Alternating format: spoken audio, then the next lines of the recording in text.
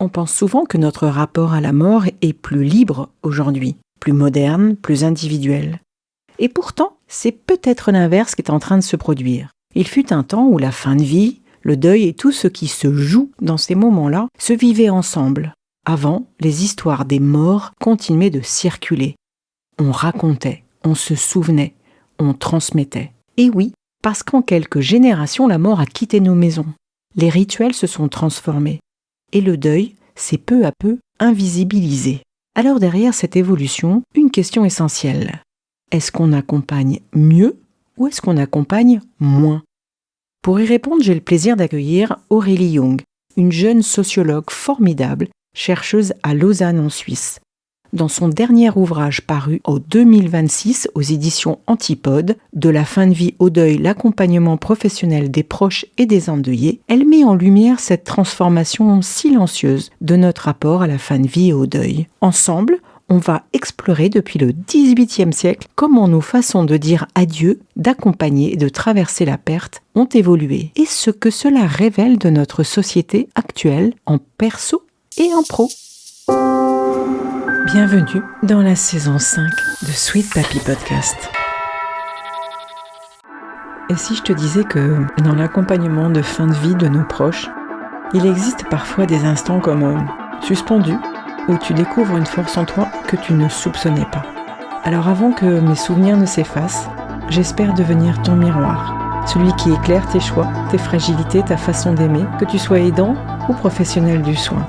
Alors abonne-toi pour ne rien manquer de ces instants de passage. Aurélie, bonjour, je suis ravie de te recevoir dans Sweet Papy Podcast.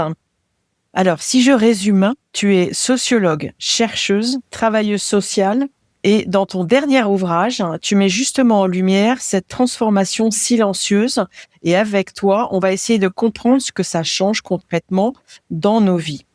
Ma première question, c'est qu'est-ce qui, dans ton histoire personnelle ou professionnelle, t'a amené à te consacrer à l'étude du deuil et de la mort ? Bonjour, d'abord, merci beaucoup pour cette invitation. Je suis ravie d'être là parmi vous. Personnellement, j'ai été confrontée à la mort dans mon parcours de vie.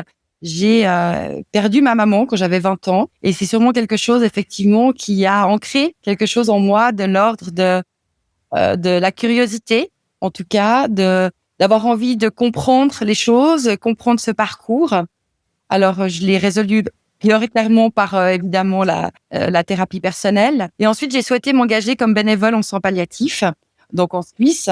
Et petit à petit, mes études en sciences sociales m'ont ouvert la possibilité de me questionner par rapport à mon rapport à la mort, le rapport de nos sociétés à la mort.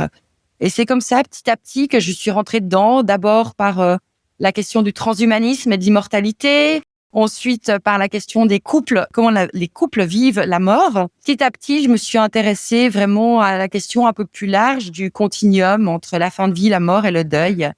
Donc voilà, il y a un ensemble de choses. À cela, j'ajoute toujours aussi une fascination pour une série des années 2000 qui a sûrement marqué aussi un peu ma vie de jeune adulte. C'était Six Feet Under. J'ai adoré. Je pense que ça a ancré définitivement mon intérêt pour ces questions-là. Ah oui, c'est une série qui était excellente, un peu particulière, mais ça secouait, vraiment ça secouait. Tu mènes des travaux depuis plus d'une décennie autour de la façon dont nos sociétés vivent. Est-ce que tu peux m'en raconter un petit peu plus sur la rationalisation, le fait que parfois on réprime ou on accompagne la mort, et puis ces transitions qui sont liées à la perte ? Oui, alors volontiers. C'est vrai que dans l'ouvrage là que je viens de faire paraître, qui s'appelle De la fin de vie au deuil, j'ai souhaité dans toute la première partie de cet ouvrage faire l'histoire sociale de l'accompagnement du deuil. C'est quelque chose qui, je trouve, manquait en fait dans les écrits actuels. Et j'avais envie de voir en fait comment les choses se sont transformées depuis le XVIIIe siècle. Donc je suis partie du XVIIIe siècle. Pourquoi ?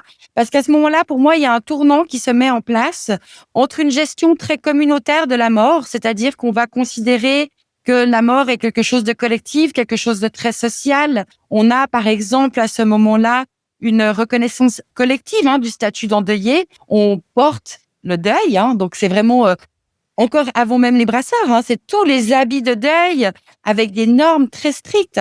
Par exemple, au 19e siècle, on voit toutes ces grandes pompes qui se développent. Donc, les grandes pompes, c'est les hippomobiles où on traverse les villages et les villes à chaque décès avec des cortèges à pied derrière.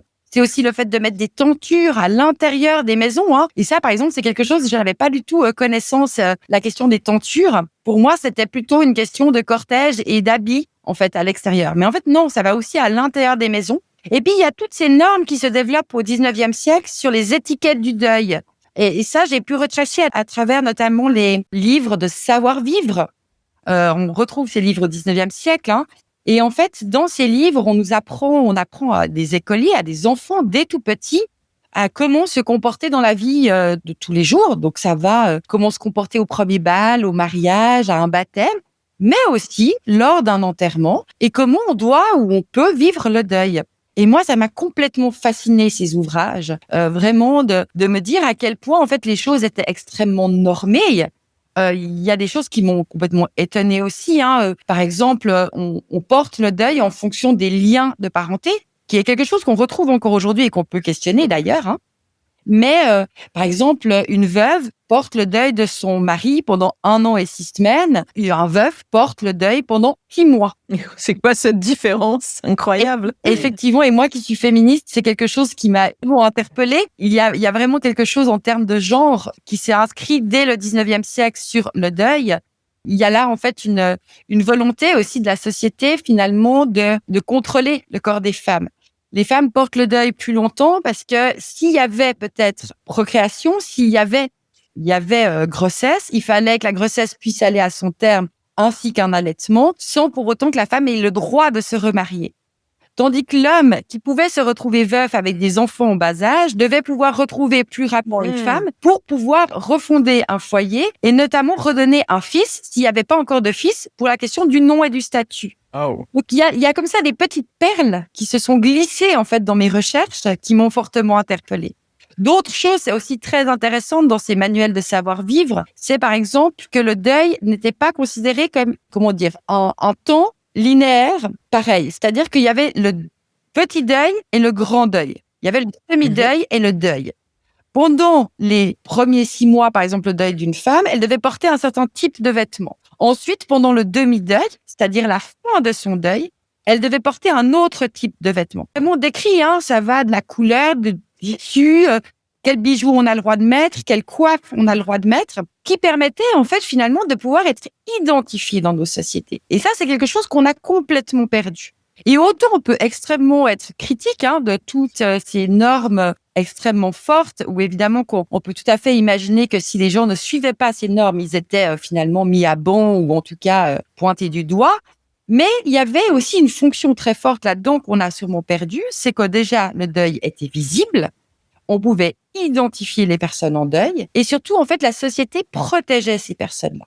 C'est-à-dire qu'on va faire en sorte, pendant cette période, que, par exemple, les familles, on leur amène des repas. Il y a la possibilité de pouvoir être aidé, notamment par l'Église. Mais il y a vraiment quelque chose qui se met en place de l'ordre du collectif autour de ces personnes en deuil. C'est du prendre soin, finalement. C'est du prendre soin. Et peut-être que ça, c'est quelque chose qu'on a perdu en termes collectifs et en termes de communauté. C'est pour ça que je parlais de gestion communautaire du deuil pendant cette période 18-19e siècle. Puis surtout, en fait, il y a une responsabilité collective à tout ça.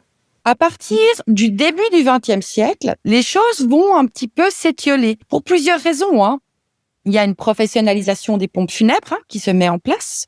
De plus en plus, on passe de petites maisons un petit peu familiales où finalement parfois c'est même autour du troc qu'on met en place les choses, à quelque chose de l'ordre des grandes maisons de pompes funèbres, voire des services qui sont de l'ordre étatique. Il y a aussi une institutionnalisation de la fin de vie, le tournant 20e siècle, c'est-à-dire qu'on va mourir de plus en plus à l'hôpital, on meurt de moins en moins chez soi, et en fait on extrait de la collectivité et des familles les mourants. Qui va valoir d'ailleurs beaucoup de critiques. On retrouve beaucoup d'écrivains des sociologues qui disent, Norbert Elias qui va parler de la solitude des mourants dans les années 50 en disant, mais voilà, les gens meurent seuls à l'hôpital, plus accompagnés. C'est pas qu'ils sont plus accompagnés, c'est qu'ils ne sont plus accompagnés par leur famille, au sens que la famille n'est plus, c'est plus dans la famille que l'on meurt. Donc oui, il y a des changements qui s'opèrent. Les soins palliatifs, ensuite, dans les années 80, vont finalement permettre de redonner une place à la famille dans l'accompagnement de fin de vie. Il y a aussi d'autres choses qui se passent dans ce tournant du siècle, c'est qu'on va petit à petit abandonner toutes ces étiquettes, ces normes autour de porter le deuil. Il y a la question effectivement de l'institutionnalisation de la fin de vie, mais il y a aussi les 2 guerres mondiales. Et ça, en fait, C'est ce que j'allais dire, ouais, tout à a fait. un impact très fort parce que déjà, les femmes doivent pouvoir travailler pendant que les hommes sont au front. Donc, en fait, de porter le deuil, ça devient extrêmement compliqué. Et puis, en fait, et c'est peut-être pas si anecdotique que ça, même si ça fait sourire, les hommes du front, quand ils reviennent dans les familles blessées ou parce qu'ils ont la possibilité Mutilé, de congé, en fait, de se retrouver face à une armée de veuves, c'est pas très folichon pour eux. Il faut aussi que les femmes puissent être un peu disponibles. On trouve de nouveau des éléments de genre, en fait. Et refaire vite des enfants et repeupler. Et il faut repeupler, exactement.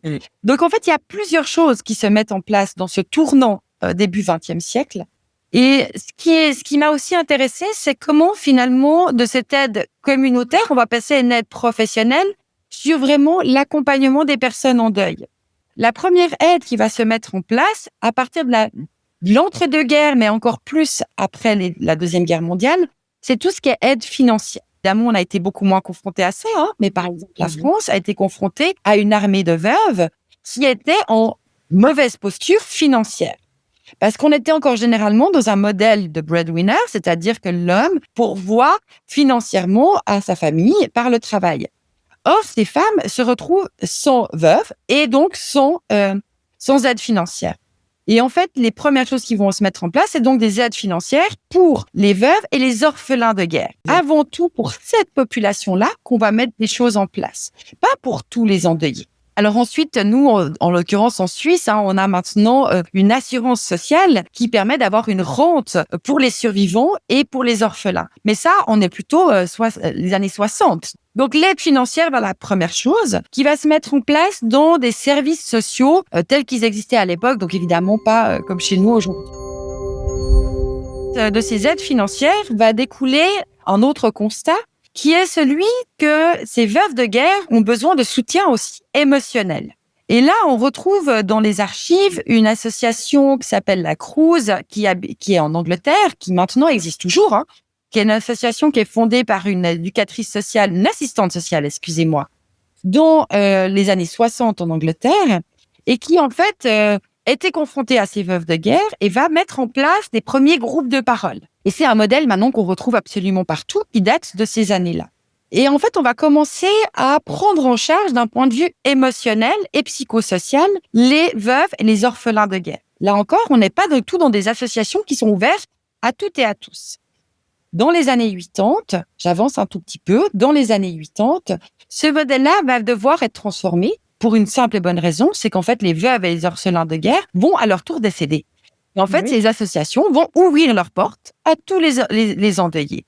Et à partir de là, on va avoir vraiment un foisonnement partout d'associations qui vont s'ouvrir pour les personnes en deuil dans les années 80-90. Et nous aussi, en Suisse, on va avoir les premières associations à ce moment-là. Il y a un autre élément à prendre en considération parmi tout ce XXe siècle, c'est que dans les années 60, on va vraiment développer toute cette vision très psychologisante du deuil. On retrouve les travaux d'Elisabeth Kübler-Ross, évidemment, sur les étapes du deuil. Alors, on parle d'étapes du deuil aujourd'hui, évidemment. À savoir que ces étapes du deuil, au départ, sont les étapes du mourir. Quand elle publie son premier livre, elle ne parle pas des étapes du deuil, mais des étapes du mourir, soit les étapes par lesquelles passent les mourants pour accepter leur... Ou c'est pas linéaire, finalement. Non, c'est pas linéaire. Mais en fait, ça va marquer un tournant dans la conception qu'on va avoir du deuil, parce qu'on va passer sur un modèle, en fait, c'est à l'individu de faire un travail de deuil ou de vivre un processus de deuil. C'est peut-être un terme qu'on utilise maintenant. Le travail de deuil est quelque chose d'extrêmement décrié depuis très longtemps, dans le milieu académique. Freud lui-même l'avait remis en question au moment de la mort de sa fille Sophie, et ça s'est complètement oublié. Mais vraiment, le fait de partir du principe que le deuil est quelque chose d'individuel va finalement participer à encore plus son invisibilisation et sa non-prise en charge, j'ai envie de dire, de manière collective. Alors même que les individus sont extrêmement ancrés toujours dans plusieurs sphères collectives, que ce soit le milieu professionnel, de l'éducation avec, par exemple, tout ce qui est l'école, quand on parle de deuil chez les enfants, mais c'est les milieux associatifs, les clubs de sport, les loisirs. Et en fait, tout ça, on a finalement évacué la question du deuil dans ces milieux-là, parce que le deuil est devenu quelque chose d'intime et de personnel. Et c'est aujourd'hui peut-être, maintenant où on en est, c'est de dire, attention, le deuil n'est pas que quelque chose d'individuel. Remettons de la dimension sociale au deuil. Oui, parce qu'on dit j'ai perdu un tel, j'ai perdu mon épouse, etc. Ah, très bien, on ne sait pas quoi dire et hop, on s'éloigne en disant non, c'est trop difficile, je ne veux pas entendre ce qui se passe. C'est très tabou. Encore. On ne sait pas quoi dire et surtout, on ne sait plus quoi faire. Parce qu'on a perdu peut-être ce savoir-faire, ce savoir-être que l'on avait dans les siècles passés, qui nous permettait finalement de, même si on ne savait pas quoi dire, de proposer quelque chose. C'était la livraison d'un repas, c'était de prendre en charge peut-être des tâches domestiques, c'était de conduire les personnes, c'était d'être à l'écoute. Et en fait, peut-être que ça, effectivement, mais je ne veux pas non plus en faire une généralité parce que je pense qu'il y a des gens qui le font très bien. Et il y a aussi des gens qui en sont tout à fait conscients. Donc, c'est pas toute la société ne sait pas faire. Mais de façon globale, je pense qu'on a perdu un certain nombre de repères aujourd'hui. Et c'est pour ça qu'en fait, finalement, ces professionnels qui se sont développés autour des pompes funèbres, du soutien psychosocial, et soutien émotionnel, sont maintenant, c'est pour ça que je parle maintenant d'une gestion professionnelle de l'accompagnement du deuil, au contraire d'une gestion communautaire avant. Si on rappelle ce livre que tu as écrit, donc de la fin de vie au deuil, l'accompagnement professionnel des proches et des endeuillés, ça s'appuie sur ta thèse de doctorat que tu as soutenue récemment, en 2024. Tu parles de la rencontre pour faire la thèse, de la rencontre d'une 50aine de professionnels de terrain dans différents contextes. Comment c'est venu tout ça et comment tu as pu construire ta thèse ? En fait, c'est venu d'une réflexion qui était de dire, on connaît très bien les soins palliatifs, par exemple, l'accompagnement des proches dans les soins palliatifs. On a un discours maintenant qui est assez bien rodé là-dessus, avec des professionnels extrêmement équitants et très bienveillants qui accompagnent les proches et pas seulement les personnes en fin de vie. On a ensuite connaissance d'associations qui accompagnent des personnes en deuil. Mais moi, ce qui m'intéressait surtout, c'était de me dire, mais en fait, qu'est-ce qui se passe dans le continuum ? Qu'est-ce qui se passe au moment du décès pour ces proches, finalement, qui se voient privés d'un soutien du jour au lendemain, qui sont les professionnels, par exemple, des soins palliatifs. Ils se retrouvent, en l'espace de quelques heures, confrontés à des nouveaux professionnels, les personnes qui travaillent dans les pompes funèbres, qui sont finalement les seuls et uniques acteurs et actrices de toutes les situations de deuil. C'est pas les soins palliatifs, c'est pas les accompagnants du deuil, c'est les pompes funèbres qui sont toujours présents. Et j'avais lu des articles sur aussi toute la mission psychologique des pompes funèbres. C'est pas juste finalement une transaction mercantile. On va dans les compétences des pompes funèbres. Donc ça m'intéressait de pouvoir voir cette première transition. Puis après, il y avait une deuxième transition pour moi qui était toute la ritualité funéraire, le rencontre avec des officiants, officiantes, que ce soit religieux ou laïques. Mais ça fait de nouveau des nouveaux professionnels et tout ça dans l'espace de 48 heures. Et puis, en fait, après les funérailles, qui ont peut-être, on parle de 5 jours en Suisse, en fait, c'est un peu no man's land. Les personnes sont livrées à elles-mêmes. Elles comprennent très rapidement qu'elles vont devoir faire des mois de démarches administratives, parce que c'est très rare que ça soit réglé en semaines. Parfois même, c'est des années. Et puis, en plus de ces démarches administratives, il faut recommencer le travail. Et puis, parfois, on est très entouré par les proches, les amis. Et encore, si on a la chance d'avoir ces ressources, c'est pas toutes les personnes. Il y a beaucoup de personnes vulnérables qui n'ont pas de tissu social comme ça autour d'eux. Ou alors, on dit toujours oui, mais il y a la famille pour le soutenir. Mais en fait, parfois, de parler du deuil dans la famille, c'est justement le lieu où c'est le plus difficile d'en parler. Peur de faire du mal à l'autre, ou parce qu'il y a des tensions, il y a des conflits. Donc, en fait, assez rapidement, on se retrouve assez seul et isolé dans ce deuil. Et on a des remarques qui sont de l'ordre, oui, mais maintenant, c'est bon, ça fait 6 mois, il faudrait passer à autre chose. Ah, c'est bon, il faut que tu fasses ton deuil. C'est des phrases qu'on utilise encore aujourd'hui, que je trouve extrêmement dures et en plus très fausses. On sait maintenant, en tout cas dans le milieu académique, et beaucoup de professionnels que je rencontre le disent aussi, évidemment, c'est qu'il n'y a pas de fin en deuil, il n'y a pas de date de fin. On part, entre guillemets, pour quelque chose à l'échelle d'une vie. avec des moments d'intensité variables. Des vagues, ouais, ce sont des vagues. Hein. Le sentiment que j'ai, moi, c'est d'avoir des vagues. Exactement. Tout à Tout à fait. Exactement ce qui est en train d'être décrit maintenant, hein. Plus dans le milieu, je dirais, de la sociologie et de l'anthropologie que de la psychologie, quoi. On commence à faire des ponts, hein, entre nos disciplines. Mais en fait, ce modèle-là, il peine à trouver encore un écho dans le public où on est encore dans les étapes de Kubler-Ross, dans le travail de deuil. Et c'est vrai que même si on fait des recherches sur Internet, j'ai des personnes en deuil qui m'ont dit « Mais moi, j'ai fait sur Internet ». En fait, ces personnes, elles tombent tout de suite sur les étapes de deuil de Kubler-Ross. Et il y en a même une qui m'avait fait, c'est une anecdote, hein, qui m'avait confié, m'avoir dit « Mais moi, j'ai pris rendez-vous avec mon médecin parce que je me disais que ce que je vivais n'était pas normal. Je faisais un mauvais deuil, entre guillemets, parce que je ne suivais pas les étapes. » Donc, on voit bien à quel point ça peut être complètement contre-productif, cette idée. Donc, je me suis peut-être un peu perdue, mais... Non, mais ça veut dire qu'on est en culpabilité. Et c'est aussi pour ça que je suis venue te chercher aussi pour cette interview. Parce que moi, ça fait quelques années quelques mois que je suis endeuillée plusieurs fois de mes sweet papy. Ce continuum dont tu parles, c'est très important pour moi parce que je me suis aperçue que tu es dans une posture d'aidant de tes proches, ton proche. D'un seul coup, tu es endeuillé. Donc, on te jette, tu n'es plus aidant. Puisque tu passes dans une autre case, tu es endeuillé.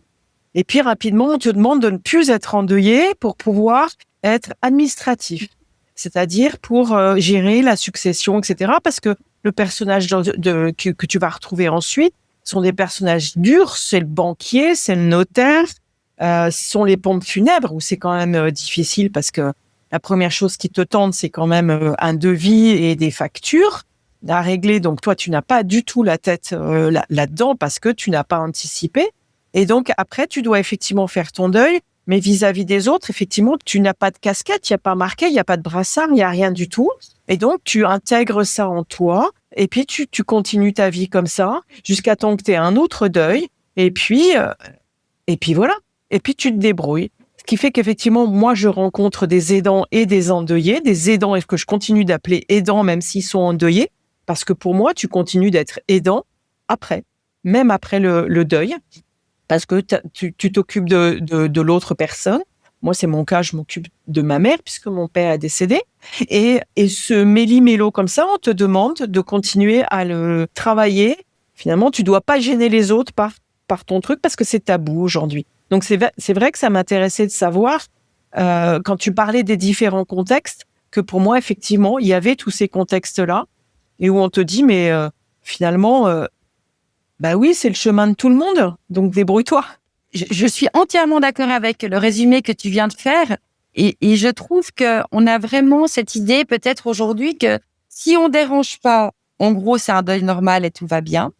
Et si on perturbe, que ce soit au travail, dans notre vie affective, relationnelle, etc., tout de suite, on est taxé de personne qui fait un deuil pathologique. Voilà. Et en fait, pour moi, il y a vraiment un chemin à trouver entre ces deux perspectives, qui est de celle de reconnaître en fait les impacts du deuil, parce qu'on parle d'impacts qui sont vraiment quelque chose de l'ordre de global sur la santé, hein, des impacts physiques, psychiques, matériels, financiers, organisationnels. Enfin, on a vraiment des choses très très larges que les gens ignorent. Je pense vraiment qu'il y a quelque chose de l'ordre de la sensibilisation, de l'éducation à faire, parce que parfois les remarques sont pas bien malveillantes. Il y a vraiment juste une ignorance. Est-ce qu'on sait qu'un deuil, c'est pas juste pleurer, être triste? Non, ça peut être aussi, par exemple, une perte de libido. Et puis là, par exemple, quand on s'intéresse au vécu du deuil dans un couple, bah c'est quelque chose en fait qui, pour moi, a beaucoup de sens à questionner et à informer les gens pour éviter justement des frustrations, éviter des reproches, éviter des séparations. Il y a des couples qui se séparent après un deuil parce qu'il y a vraiment une non-capacité de comprendre le comportement de l'autre. Pour finir sur l'histoire du continuum, donc moi, dans ce travail de recherche, l'idée, c'était aussi de voir comment les professionnels, en fait, à chaque étape, se positionnaient sur quelles étaient leurs pratiques, en fait, pour, selon eux, faciliter le deuil à venir ou entraver le deuil à venir. La pratique, et plus que la pratique aussi, quel discours ils mettaient là autour. pour les soins palliatifs, c'est vraiment de dire, ben voilà, pour nous, on est les derniers acteurs, actrices, on est des passeurs, passeuses vers le deuil. On a une responsabilité aussi, par exemple, d'évaluation des situations psychosociales des aidants pour finalement pouvoir identifier des situations à risque, par exemple l'isolement, dépression, etc., pour mettre en place des choses avant finalement un peu ce largage dans la nature. Les pompes funèbres, eux, c'est de dire, en fait, nous, on peut vraiment faire énormément de mal si on fait mal notre travail, et puis ça peut vraiment créer des ressentiments, de l'incompréhension, et puis vraiment des vécus de deuil plus difficiles. Donc, il y avait vraiment un peu ce discours, voilà. Mais chacun et chacune avait ce discours dans le temps où ils interviennent. Et moi, je posais un peu la question de dire, OK, mais dans le chaînage, c'est-à-dire dans le chaînage entre les professionnels, comment vous pensez ce continuum? Et puis, c'est là, en fait, où pour moi, ça bug encore, mais pour des raisons qui sont tout à fait valables. Hein. C'est qu'en fait, les professionnels ont l'impression de faire un chaînage parce qu'ils connaissent, en fait, les professionnels d'après. Mais en fait, ce chaînage, il a la responsabilité de l'individu. Et en fait, l'individu, lui, n'est pas en position, forcément, de faire ces démarches pour trouver de l'aide et de savoir à qui s'adresser, ou n'a pas forcément aussi des capacités financières à demander de l'aide. Parce qu'il y a certaines aides qui coûtent très cher. Il faut quand même le dire. Et pourquoi, à mon avis, on est dans cette discontinuité de la prise en charge? C'est qu'en fait, le deuil n'est pas pensé comme une question de santé publique. La fin de vie, les conditions du mourir sont considérées comme des questions de santé publique. La question des proches aidants aussi. Mais la question du deuil, notamment parce qu'on en a fait quelque chose de l'ordre du privé et du personnel, n'est pas pensée comme une question sociale. Et en ne pensant pas à la question du deuil comme question sociale, on ne peut pas mettre en place, finalement, des programmes nationaux ou des aides aussi financières pour les associations qui permettent, en fait, finalement, de former les accompagnants du deuil et actualiser les connaissances.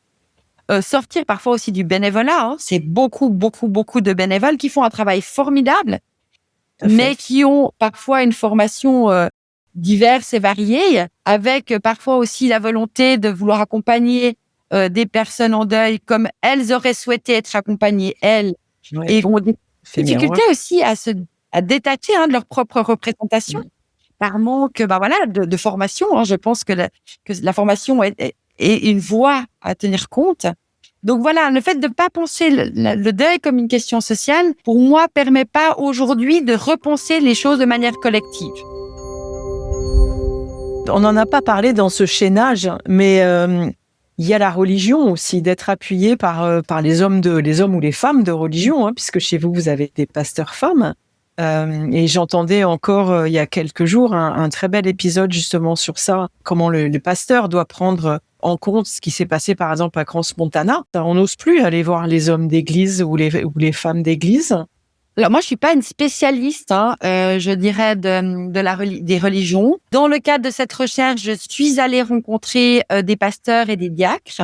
Ça m'intéressait justement d'avoir leur point de vue et que la ritualité est encore extrêmement présente, qu'elle soit religieuse ou laïque, ou des fois c'est un petit peu un espèce d'entre-deux par un pasteur, mais on réduit la parole biblique, je dirais, à son minima pour que ça fasse tout le monde. Ce qui est assez clair quand même en Suisse en tout cas, c'est que la fréquentation dans l'église est en très très sérieuse baisse, qui n'est pas forcément le cas de toutes les communautés. Il y a effectivement des églises évangéliques ou encore des communautés catholiques où il y a des noyaux comme ça, presque familiaux. Ce qui est clair, c'est que je pense que les pasteurs auraient du temps à consacrer à cela. Ils le font. En tout cas, dans le cadre de ma recherche, ils le font, notamment quand c'est des personnes qui fréquentent déjà l'église en amont du décès, que la ritualité funéraire est organisée dans le même lieu et que ces gens continuent de fréquenter ensuite l'église. Là, il y a vraiment quelque chose de l'accompagnement dans le temps qui se met en place. Lorsque c'est des gens qui ne sont pas forcément pratiquants et qui ne viennent pas à l'église et qui demandent finalement à un pasteur d'organiser la ritualité funéraire, le lien ne se tisse pas dans le temps. En tout cas, c'est ce que moi j'ai pu constater. Il y a pour moi des nouvelles professionnelles, et je parle principalement au féminin parce que c'est principalement des femmes qui arrivent maintenant assez en force, en tout cas en Suisse, mais je crois aussi en France, c'est les doulas de fin de vie. Oui. Justement, cette force de pouvoir être dans le continuum.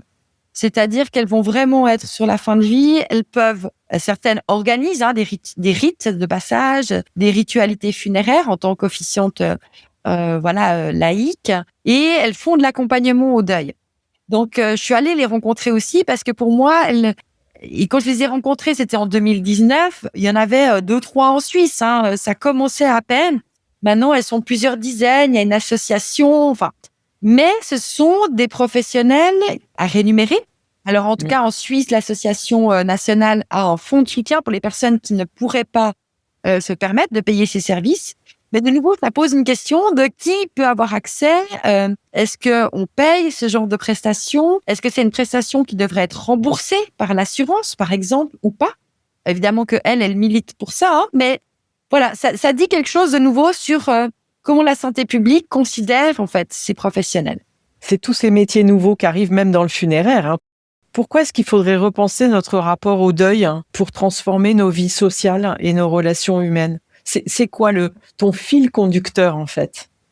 Mon fil conducteur, ce serait vraiment de reconsidérer que le deuil se vit aussi dans ses dimensions sociales.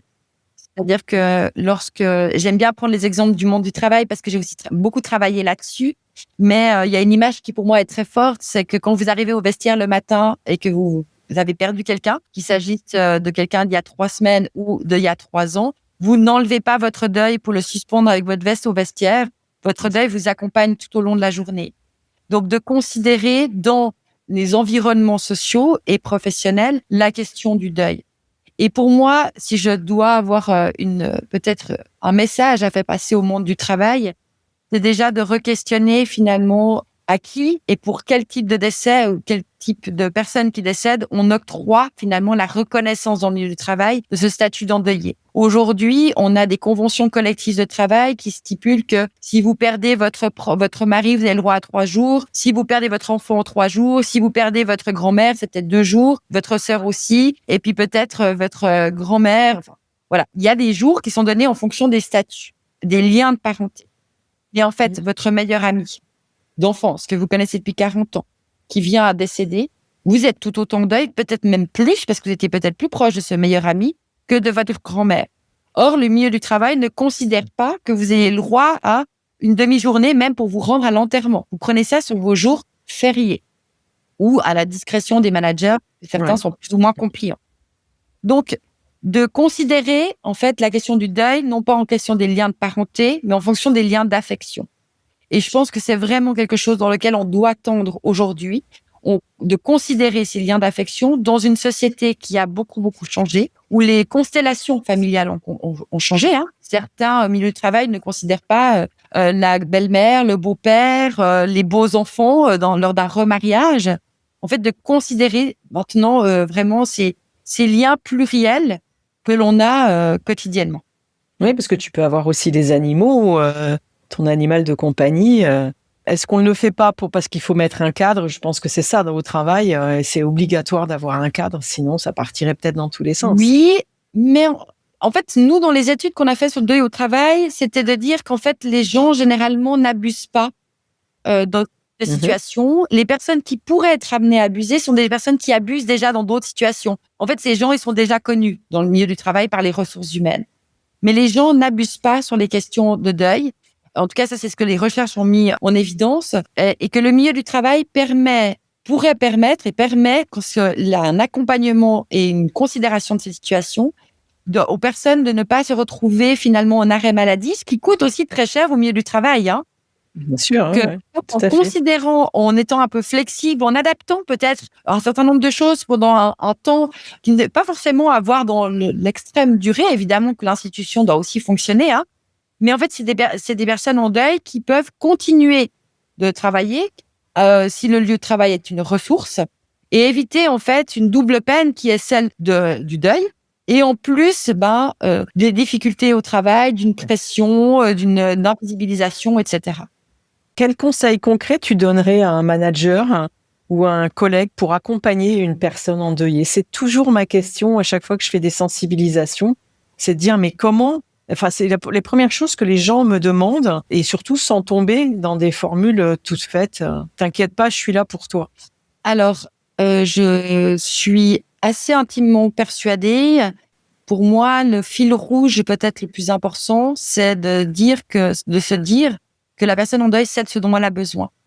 Donc, de lui demander, en fait, de quoi as-tu besoin aujourd'hui? En sachant que ces besoins peuvent évoluer dans le temps. Au retour au travail, 2 semaines après, 6 mois après, les besoins vont évoluer. Mais en fait, la personne en deuil sait ce dont elle a besoin. Peut-être qu'à un moment donné, ce sera de ne pas en parler au milieu du travail. Peut-être qu'à un moment donné, ce sera de pouvoir informer les collègues. Peut-être que dans le temps, ce sera de pouvoir aménager lors d'une date anniversaire l'organisation d'une journée ou d'être déchargé d'un dossier extrêmement important parce qu'on se sent pas en capacité de concentration à ce moment-là dans notre moment d'intensité de deuil. Donc en fait, c'est vraiment de se dire, mais en fait, la personne en deuil sait ce dont elle a besoin. Donc, osons lui poser la question. J'avais eu plusieurs exemples lors d'une sensibilisation sur le deuil au travail de personnes qui m'avaient dit « mais moi, je me suis retrouvée un matin en arrivant à avoir perdu ma collègue ». C'est-à-dire que ma collègue était décédée pendant le week-end et je suis arrivée, il y avait encore sa tasse de café, il y avait encore toutes ses affaires, ses dossiers qui étaient là.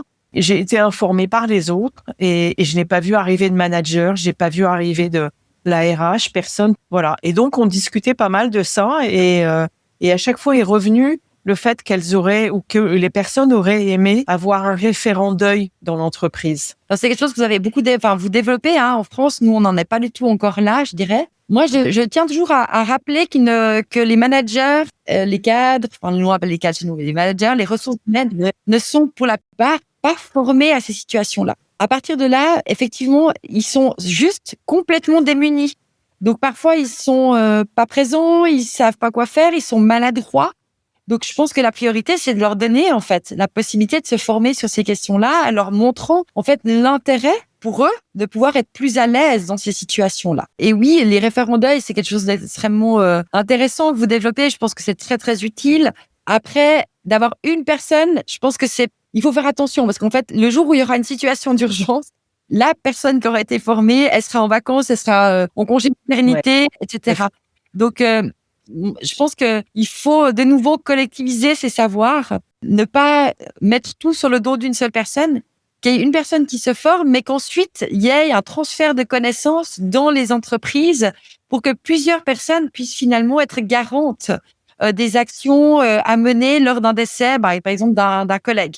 Et est-ce que finalement le métier de référent d'accompagnement de fin de vie et du deuil, qui est donc, on parlait tout à l'heure en disant que c'était forcément un métier qu'il fallait financer, est-ce que ça, l'entreprise peut financer et faire intégrer quand il y a un besoin, finalement une doula de fin de vie, c'est la même chose. Et je me demandais c'est quel métier aussi nouveau pouvait intégrer l'entreprise ou comment former les gens. Ça, c'est quelque chose de très très nouveau depuis à peine 10 ans, même pas.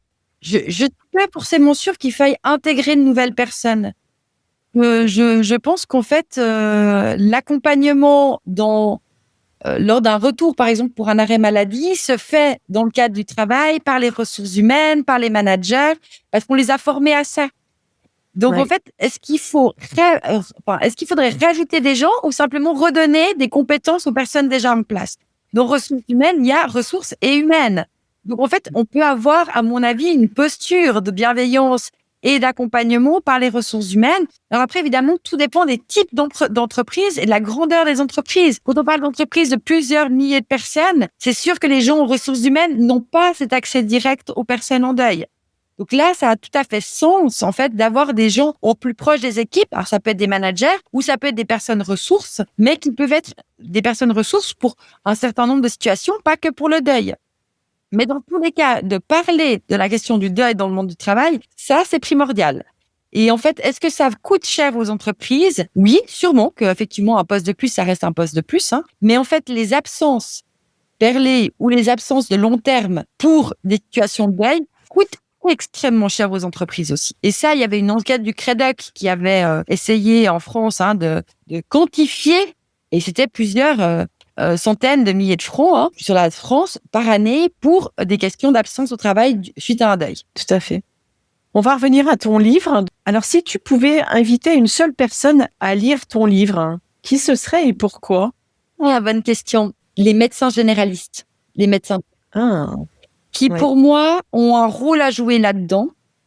et qui, pour l'instant, n'en sont pas encore, j'ai envie de dire, au max de ce qu'ils pourraient faire. Je pense que c'est des intervenantes de première ligne qui voient passer autant les proches que les endeuillés, qui n'ont pas forcément toutes les connaissances du tout d'orientation, qui pourraient jouer un rôle assez capital dans cette continuité de prise en charge. Moi, j'aimerais beaucoup pouvoir les sensibiliser. C'est eux qui suivent notre parcours. Tout à fait. Et on dit bien que ce sont des médecins traitants, nous, en France. Oui. Mais souvent, la question du deuil est traitée du point de vue des symptômes, c'est-à-dire qu'une personne qui dort pas, on va lui donner des somnifères, un arrêt de travail. Et puis, je les comprends parce qu'en fait, dans les consultations, ils ont tous les 20 minutes une autre personne, un autre patient. Il n'y a pas forcément une grande capacité, finalement, à pouvoir faire de l'écoute. Ils vont diriger vers des psychologues, etc. Mais je pense que dans le chaînage aussi par rapport aux associations, d'être bien au clair aussi sur des risques psychosociaux. Il y en a certains qui le font sûrement très bien. Merci beaucoup. C'était ce à quoi je m'attendais. Absolument très, très ouvert. Bon. Je vais m'empresser d'aller acheter ton livre et de le conseiller aussi à tout le groupe de Happy End, puisque je suis aussi à la fois dans les apéros de la mort, les apéros des aidants. C'est important et je me suis aperçue étonnamment dans ce premier apéro des aidants que j'avais la moitié qui étaient des aidants et la moitié qui étaient des aidants endeuillés, c'est-à-dire plus aidants mais endeuillés, et que finalement ils avaient besoin d'échanger entre eux, donc justement dans le continuum dont tu as parlé. C'est super. Merci beaucoup, à bientôt. Si cet épisode t'a touché, inspiré ou donné des pistes pour mieux appréhender les imprévus de la vie, je t'invite à aller plus loin. N'hésite pas à t'abonner à Sweet Papy Podcast pour ne manquer aucun des prochains épisodes, remplis bien évidemment de bienveillance et d'histoires inspirantes. Et puis partage s'il te plaît cet épisode avec quelqu'un qui pourrait en tirer des enseignements précieux. Et surtout, si tu souhaites discuter de ton propre parcours d'aidant, échanger ou découvrir des ressources pour t'accompagner, n'hésite pas à réserver un appel découverte avec moi via le lien qu'il y a dans le descriptif de l'épisode. Sache que ton histoire, ton expérience et tes questions méritent d'être entendues. À très bientôt et prends soin de toi.